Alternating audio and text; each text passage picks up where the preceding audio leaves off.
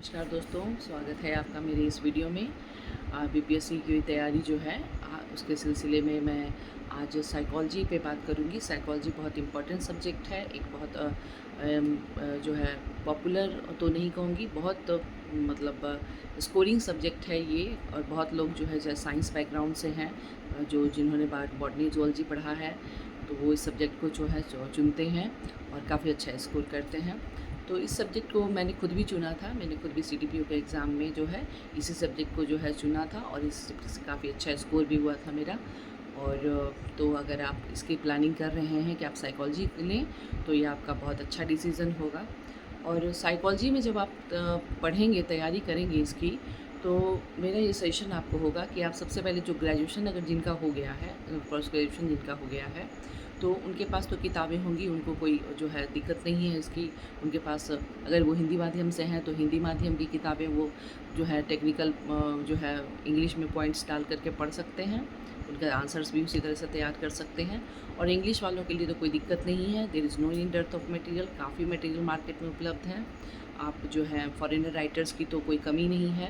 अब जो है हमारे जो है अपने खुद देश में भी बहुत सारे साइकोलॉजी के बहुत अच्छे अच्छे राइटर्स, उनकी किताबें उपलब्ध हैं। मैं भी फ़िलहाल देख रही थी कि बहुत सारे जो है हमारे देश में बहुत सारे साइकोलॉजी के अच्छे अच्छे लेखक जो हैं अच्छी अच्छी किताबें लिख रहे हैं, तो आप उनको पढ़िए।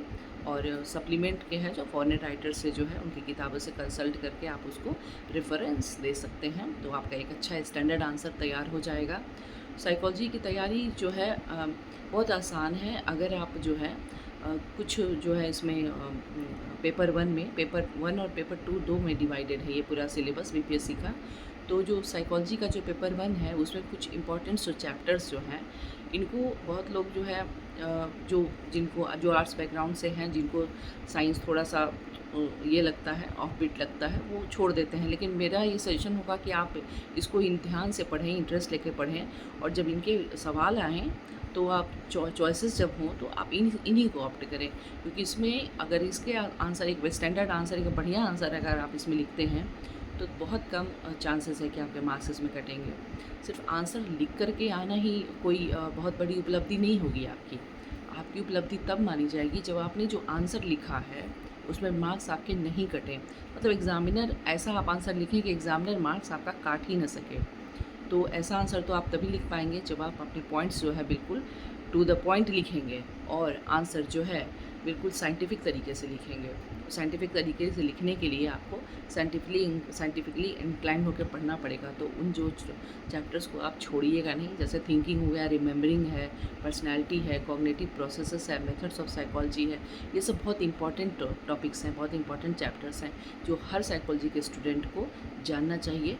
और हर ये बीपीएससी के एग्ज़ाम में या यूपीएससी के एग्ज़ाम या कोई स्टेट लेवल की परीक्षा दे रहे हैं इस सब्जेक्ट से, तो उनको ये सब चीज़ बिल्कुल इनका कॉन्सेप्ट एकदम क्लियर होना चाहिए।